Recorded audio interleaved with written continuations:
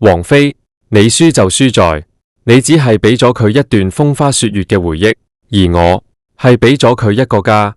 當嗰個啱啱滿咗18歲嘅謝震軒，頂住嗰張同佢老豆謝霆鋒後生嗰陣一模一樣，嗰種澀不馴嘅面孔，眼神入面帶住3分諷刺、7分寒涼，對住嗰位曾經叱咤樂壇、一向孤傲清冷嘅天后，一字一頓咁講出呢句說話嗰陣，成個香港嘅媒體圈簡直係炸咗機。邊個會諗到呢場籌備咗成整整1年，號稱耗資3億港幣嘅謝霆鋒同張柏芝嘅世紀復婚大婚，竟然會演變成一場血色彌漫、令人窒息嘅修羅場。就喺3分鐘之前，香港4季酒店嗰扇象徵住名門入場券沉重到不得了嘅胡桃木大門，被一隻蒼白、骨感，甚至仲喺度微微顫抖嘅手猛然推開。現場冇伴奏，更加冇祝福，只有一襲漆黑如墨嘅絲質長裙，喺呢間開滿晒刺眼、純潔、悲氣如山嘅白玫瑰宴會廳入面，好似一道被生生豁開嘅傷口咁。王菲就係咁樣出現咗，佢冇化妝，嗰張曾經被神化、空靈到唔似人間物嘅面孔上面，呢一刻寫滿咗支離破碎嘅荒涼。佢嘅眼神穿過好似織網咁密嘅賓客，穿過晒嗰啲虛偽嘅寒暄同驚訝，直勾勾咁定咗喺紅地毯嘅盡頭嗰個正喺度緊緊牽住張柏芝手嘅男人身上。謝霆鋒開口啦，把聲沙啞到好似被砂紙磨過咁，帶住一種玉石俱焚嘅決絕。全場靜到連一根針跌落地下都聽得到，呼吸聲喺呢一刻都變得奢侈。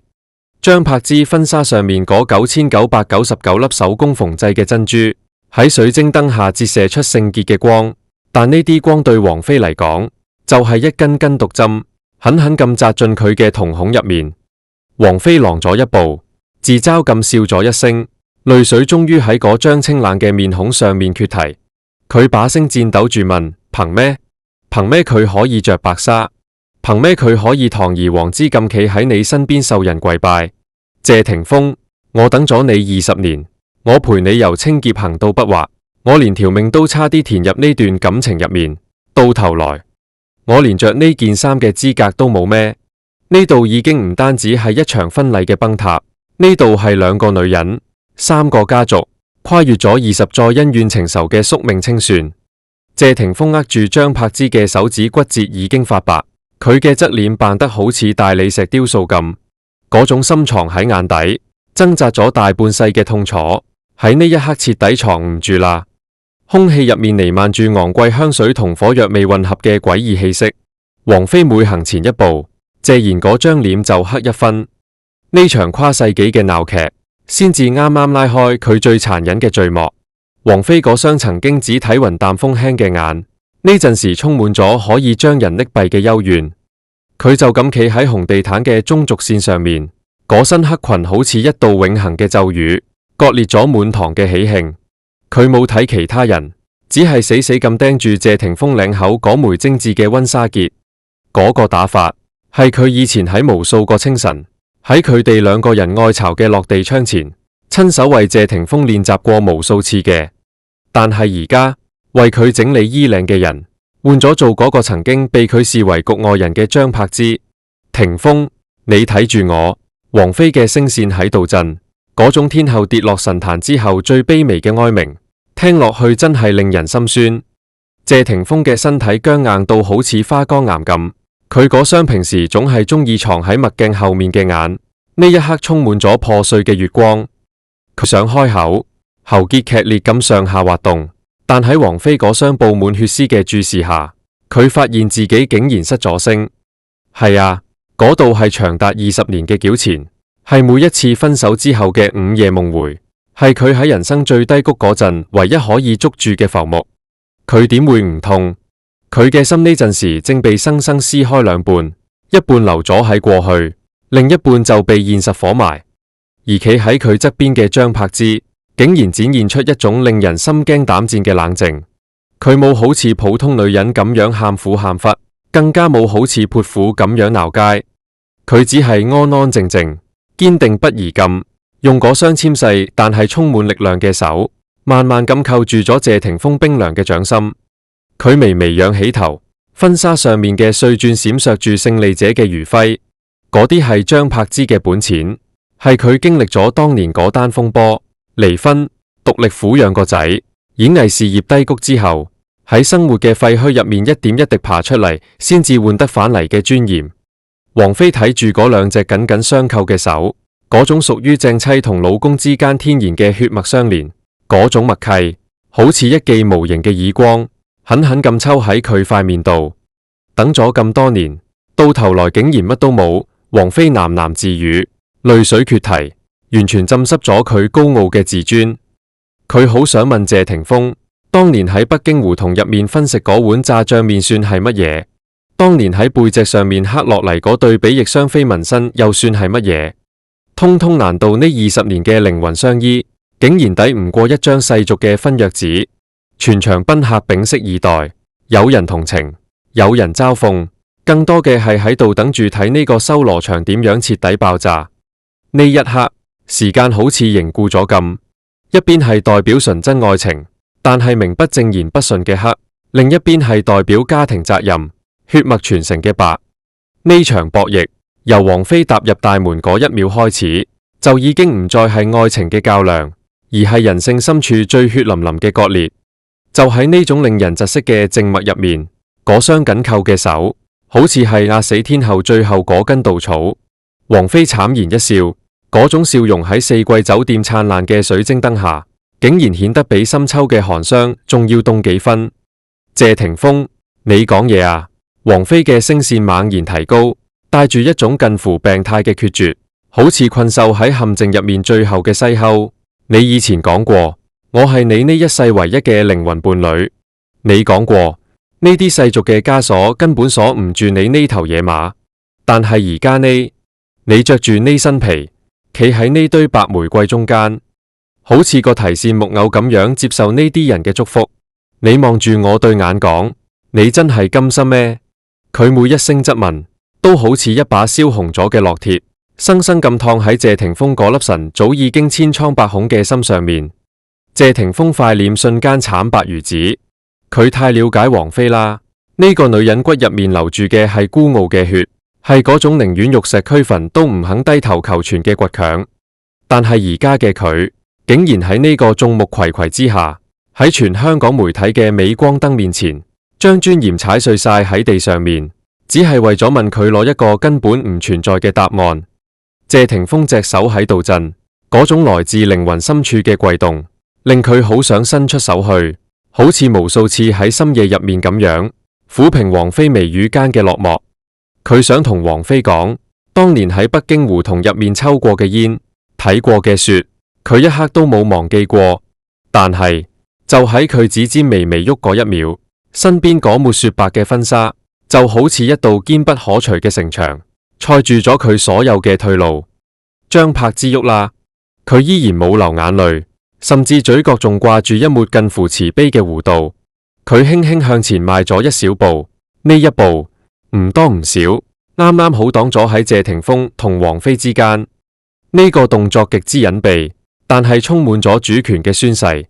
佢伸出嗰隻帶住鴿子蛋鑽戒嘅手，好似好溫柔咁幫謝霆鋒理咗理其實一啲都唔亂嘅領口，然後轉過身，用嗰種沙啞但係透住一股韌性嘅聲線，輕輕咁開口：今日係我同霆鋒嘅大日子，菲姐你能嚟，我哋全家都好感激。只係呢身黑禮服，確實係有啲壓住咗呢度嘅喜氣，壓住咗喜氣。王菲好似聽到咗乜嘢天大嘅笑話咁，笑到眼淚係咁跌。張柏芝，你少喺呢度扮大方，你以為你贏咗咩？你贏嘅不過係一個軀殼，佢嘅靈魂，佢嘅熱度，佢喺午夜夢回嗰陣嗌出嚟嘅名，從來都唔係你。呢句說話一出，全場嘩然。呢度已經唔係簡單嘅踩場，呢度係當眾撕開豪門婚姻最後嗰層遮羞布。媒體席上面嘅快門聲密到好似落雨咁，每一個鏡頭都喺度捕捉張柏芝面上嘅裂痕。但係張柏芝冇裂開，佢只係自嘲咁笑咗笑，眼神入面透出一種經歷過大風大浪之後嘅疲累同通透。靈魂，菲姐，到咗我哋呢個年紀，你仲覺得靈魂可以當飯食咩？張柏芝冷笑一聲：你追求嘅係雲端上面嘅虛無，但我張柏芝求嘅係一個可以俾仔女遮風擋雨嘅屋檐。你等嘅係一個陪你流浪嘅浪子，而我等嘅係一個識得返屋企嘅老豆。呢兩個女人嘅對峙，簡直就係一場出世同入世嘅慘烈博弈。王菲係嗰隻永遠喺度飛嘅無腳鳥，佢要嘅係純粹到極致嘅共鳴；而張柏芝係嗰棵扎根喺泥入面嘅樹，佢要嘅係實實在在嘅擁有。就喺呢個時候，坐喺主位上面嘅謝賢終於坐唔住啦。佢重重咁哼咗一聲，手中嗰支拐杖喺昂貴嘅地毯上面震出一聲悶響。嗰聲唔大，但係好似一道驚雷，炸碎咗空氣入面嗰種粘稠嘅僵局。夠啦！謝賢把聲蒼老，但係威嚴，帶住一種不容置疑嘅江湖氣。佢推開身邊扶住佢嘅人，戰戰巍巍，但係氣勢十足咁企咗起身。佢嗰雙藏喺墨鏡後面嘅眼，冷冷咁掃過王菲嗰張寫滿不甘嘅面孔，口氣冰冷如刀。王菲，你係個聰明人。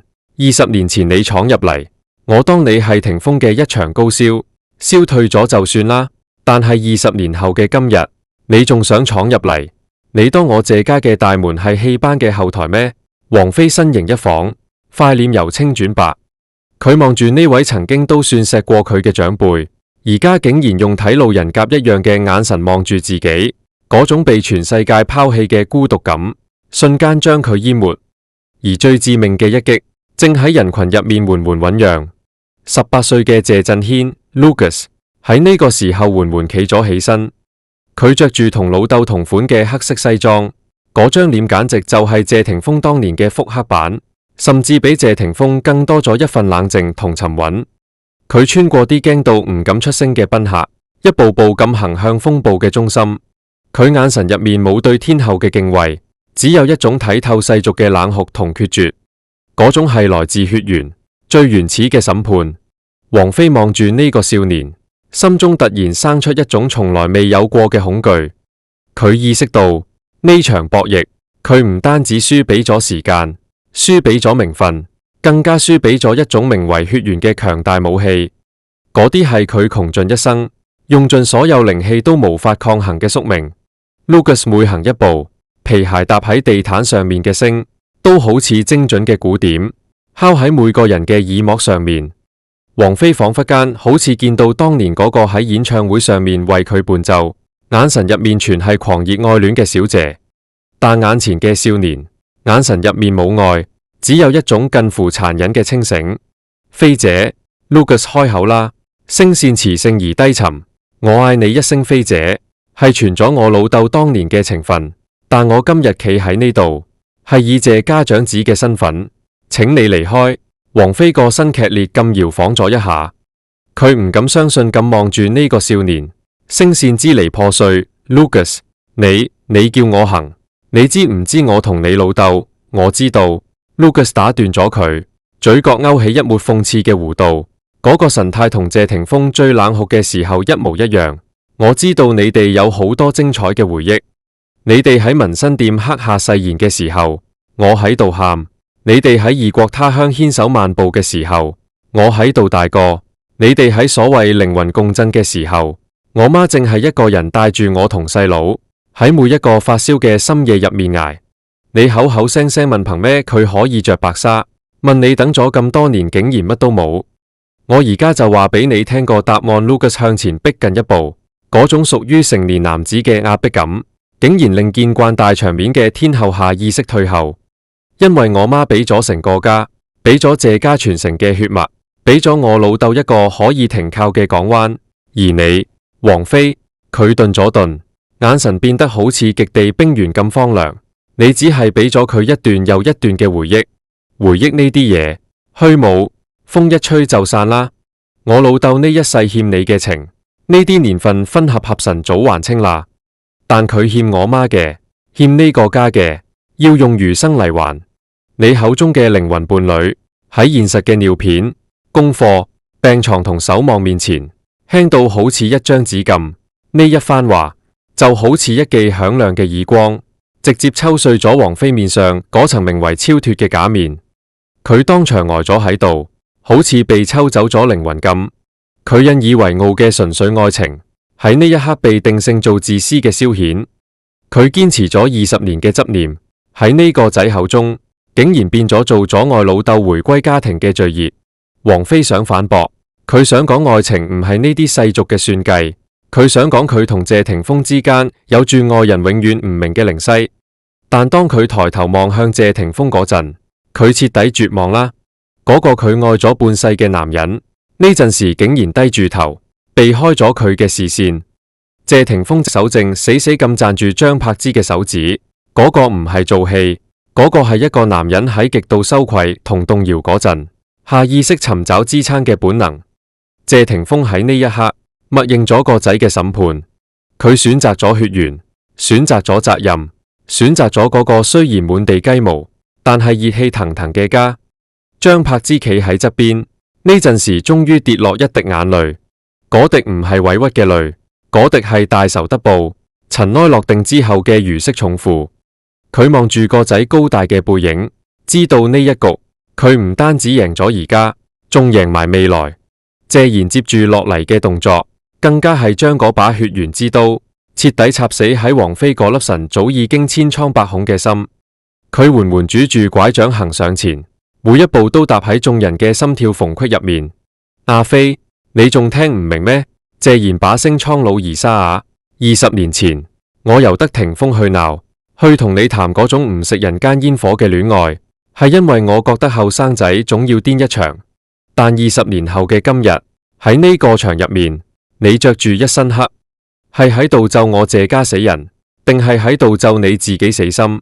王菲張開口，卻發現喉嚨好似塞滿咗帶刺嘅棉花。謝賢冷笑一聲，就憑柏芝同霆鋒跪低敬過茶，就憑佢喺嗰段最難過嘅日子入面，一個人守住兩個仔，冇等謝家嘅血脈流落喺出面，就憑佢肯彎低腰去執嗰啲生活入面嘅雞毛蒜皮。而你，王菲，你永遠只係肯企喺你嘅神壇上面，要霆鋒仰望你。你輸俾嘅唔係柏芝，你係輸俾咗母愛，輸俾咗呢個世間最俗氣，但係亦都最堅不可除嘅煙火氣。謝賢轉過身，對住全場賓客，亦都對住嗰啲閃爍不停嘅鏡頭，一字一頓咁宣示：今日我將句嘢擺喺呢度，只要我謝賢仲有一口氣喺度，謝家嘅大門永遠只係為呢個幫霆鋒生兒育女、守住家業嘅女人開住。至於嗰啲虛無嘅靈魂伴侶，出咗呢道門，愛去邊就去邊。送客，送客呢兩個字，好似宣判咗王菲喺名分博弈入面嘅死刑。王菲踉踉咁後退，佢嘅高跟鞋喺光滑嘅地面上面打咗個滑，差啲跌親。嗰一瞬間，佢下意識咁望向謝霆鋒，希望佢可以拉自己一把，或者哪怕只係講一個字。但謝霆鋒呢個曾經可以為咗佢對抗全世界嘅男人，呢一刻竟然轉過身去，背對住佢，輕輕拍咗拍張柏芝嘅後腦，好似喺度安撫，又好似係喺度歸位。嗰抹白色嘅婚紗背影，同呢一隻黑色嘅孤獨身影，喺呢一刻構成咗香港娛樂史上最殘酷嘅畫面。王菲明啦，佢徹底明啦，佢以為自己係謝霆鋒嘅藥，卻唔記得咗自己其實係佢青春入面一場長達20年嘅慢性炎症。炎症退咗，身體總要恢復到最平庸，亦都最安全嘅常態。佢追求嗰種純粹到極致，唔沾塵埃嘅愛，喺呢個滿布血脈羈絆、門第考量嘅現實世界入面，根本就冇立足之地。佢好似個整唔見咗靈魂嘅提線木偶咁，喺眾人嘅注視下，喺媒體貪婪嘅快門聲入面，一步步向嗰扇沉重嘅胡桃木大門退去。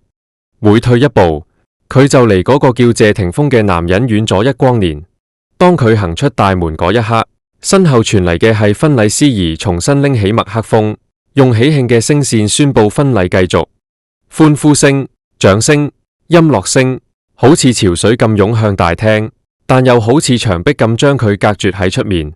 門外嘅風好凍，吹亂咗佢嗰頭曾經代表自由同不羈嘅短髮。王菲抬頭望咗一眼香港嘅夜空，星光稀疏，好似極咗佢呢一刻嘅命盤。佢曾經以為自己可以飛過呢片滄海，卻發現滄海嗰邊晨早已經冇咗等佢嘅人。呢個唔係一場婚禮嘅落幕，呢個係一個時代嘅終結。張柏芝用18年嘅隱忍換嚟咗一個家嘅幻象，而王菲用20年嘅熱烈換嚟咗一個名為回憶嘅空殼。喺呢場名為人性嘅豪賭入面，邊個先至係真正嘅贏家？或者喺呢個修羅場入面，根本就冇贏家，只有喺宿命入面苦苦掙扎，各取所需嘅局中人。四季酒店嘅冷氣開得好足，足到可以令人嘅血液凝固。王菲望住謝霆鋒嗰張近喺咫尺，但係遠喺天涯嘅面孔，腦入面浮現嘅全部都係20年前嗰場驚天動地嘅風飛戀。嗰陣時嘅謝霆鋒眼神入面火光衝天，為咗佢敢喺頒獎禮眾目睽睽之下，將嗰首謝謝你的愛1999唱成對佢嘅告白。為咗佢喺嗰間偏僻陰暗嘅紋身店入面，忍住針刺骨髓嘅痛，喺後腰刻落咗一對比翼雙飛嘅翼。但係而家嗰對翼已經被西裝遮住咗，謝霆鋒企喺嗰度，好似一尊被世俗規矩精雕細琢過嘅石像。嗰個曾經為咗佢敢摔吉他，敢同全世界叫板嘅少年，終究仲係喺呢場名為現實嘅漫長馬拉松入面跑丟咗魂。王菲諗返起喺北京嗰個破舊嘅四合院入面，佢放低咗天后嘅身段，着住鬆垮垮嘅睡衣，拖住對拖鞋去公廁倒尿壺。嗰陣時媒體影到佢，話佢係為愛墜入凡間，佢甘之如飴。佢以為只要靈魂可以共振，哪怕係滿身煙火氣，都係浪漫嘅勳章。但係喺張柏芝嗰件手工訂製聚滿9999粒珍珠嘅白紗面前，呢啲所謂嘅同甘共苦顯得幾咁諷刺，幾咁似係一場自我感動嘅幻覺。張柏芝太明白男人啦，佢知道男人呢種生物，後生嗰陣可以陪你浪跡天涯，但當佢哋年過40，當佢哋被家族、社會、名利場重重圍困，佢哋最想要嘅，從來唔係一個需要仰望嘅女神，而係一個可以令佢卸落鎧甲，可以替佢遮掩不堪，可以令佢落葉歸根嘅避風港。Lucas 起身嗰一幕，絕對係全場最雷霆萬鈞嘅時刻。佢嗰張同謝霆鋒20歲嗰陣一模一樣嘅臉，簡直係一種驚心動魄嘅重疊。王菲望住佢，好似見到20年前嘅謝霆鋒穿越時光廢墟行埋嚟，但呢個謝霆鋒眼神入面冇情分，只有審判。菲姐，你仲未死心咩？ Lucas 嘅聲線低沉，你口口聲聲問憑咩？憑咩張柏芝可以着呢件白紗？我而家就話俾你聽呢個血淋淋嘅答案，因為你所謂嘅愛太高貴啦，高貴到唔沾一絲人間煙火，而我媽嘅愛太賤啦，賤到可以擲入泥濘入面開出花嚟。呢20年，你俾咗我老豆乜嘢？你俾咗佢雲端上面嘅靈魂共振，你哋匿喺嗰個名為真愛嘅殘繭入面自我感動，但你知唔知喺嗰20年入面，我老豆深夜胃痛到打滾嘅時候，喺佢床頭遞熱水嘅係邊個？佢喺出面闖咗禍，明星掃地嘅時候，低聲下氣去求媒體放過嘅係邊個？王菲張開口，喉嚨發出一聲破碎嘅烏煙。係啊，係張柏芝，係嗰個被佢睇唔起，只係識得守住個家嘅張柏芝。張柏芝用佢嗰雙拍戲拍到變晒形嘅手，一個屎一個尿咁將兩個仔拉扯大。佢俾謝霆鋒嘅係一個活生生嘅家，係兩個流住謝家血脈嘅根。回憶呢啲嘢係死人嘅遺產，家先至係活人嘅避難所。Lucas 呢句說話徹底將王菲心中嗰座象牙塔射到千瘡百孔。大門閂埋嗰一刻，喧囂重新灌滿宴會廳。張柏芝贏咗，佢贏得好慘烈。佢用18年嘅隱忍，兩個仔嘅血脈，生生將天后曳落神壇。但佢側頭望向謝霆鋒嗰陣，佢個心都係縮埋一嚿。謝霆鋒喺呢一刻，好似一尊被抽空咗靈魂嘅雕像。佢選擇咗責任，佢做咗一個正確嘅男人，但他內心嗰個少年，已經隨住王菲嘅離去而死咗。呢個就係娛樂圈嘅真相。張柏芝拎到咗安穩，但永遠失去咗嗰個會為佢瘋狂嘅男人。謝霆鋒拎到咗體面，但從此變咗一個冇色彩嘅符號。呢場大婚本質上係一場葬禮，葬咗3個人嘅天真。王菲明白咗，有啲門一旦閂咗，就係一世；有啲衫一旦錯過咗，就係生生世世。而張柏芝亦都明白，握喺手入面嘅沙，哪怕落到滿手鮮血，都絕對唔可以放手。各位觀眾，睇到呢度，你哋覺得呢場長達20年嘅三角糾纏，到底邊個先至係真正嘅贏家？係攞到名分但失去愛魂嘅張柏芝，定係帶住碎咗嘅心遠走高飛嘅王菲，定係嗰個終究向現實低頭嘅謝霆鋒？歡迎喺下面留言話我知你嘅睇法。如果你鍾意今日呢段深度解說，記得點讚、訂閱、加轉發，你嘅支持係我繼續深挖娛樂圈內幕最大嘅動力。我哋下集再見。